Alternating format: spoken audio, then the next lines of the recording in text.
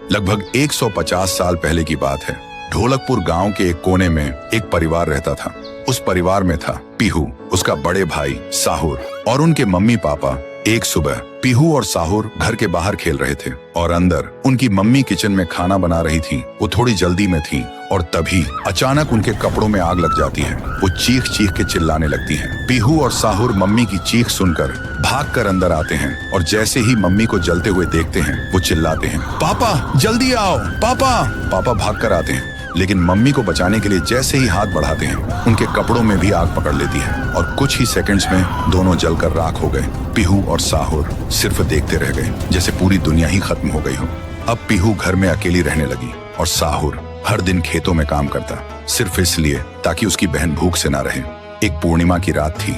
साहुर खेतों से काम करके घर लौट रहा था। तभी उसकी नजर जाती है एक घर की खिड़की पर। वो देखता है एक आदमी किसी का खून कर रहा था। ये देखते ही साहुर के पैर कांपने लगे और जैसे ही वो पीछे मुड़ता है एक और आदमी हाथ में खंजर लेकर खड़ा था। वो आदमी बिना कुछ कहे साहुर पर वार कर देता है। फिर गांव के लोगों को इकट्ठा करते हैं और वही आदमी चिल्लाता है, ये लड़का मेरे घर में घुसकर चोरी कर रहा था और जब मैंने रोका तो मुझे ही मारने की कोशिश की। अब आप लोग ही बताओ इसके साथ क्या किया जाए। गांव वाले गुस्से से भड़क उठते हैं और चिल्ला के कहते हैं, इसे उस पेड़ पे जिंदा उल्टा लटका दो। साहुर गिड़गिड़ाता है, मैं बेकसूर हूँ, मैंने कुछ नहीं किया। लेकिन गांव के किसी ने भी उसकी एक ना सुनी। उधर उसकी बहन रात भर उसका इंतजार करती रही और सुबह जब वो उसे ढूंढने निकली तो देखती है उसका भाई गांव के बीच वाले सूखे पेड़ से उल्टा लटका हुआ है। ये देखते ही पीहू टूट जाती है, जोर जोर से चीखने लगती है और उसकी चीख पूरे गांव में गूंज जाती है। फिर गांव वाले पीहू को भी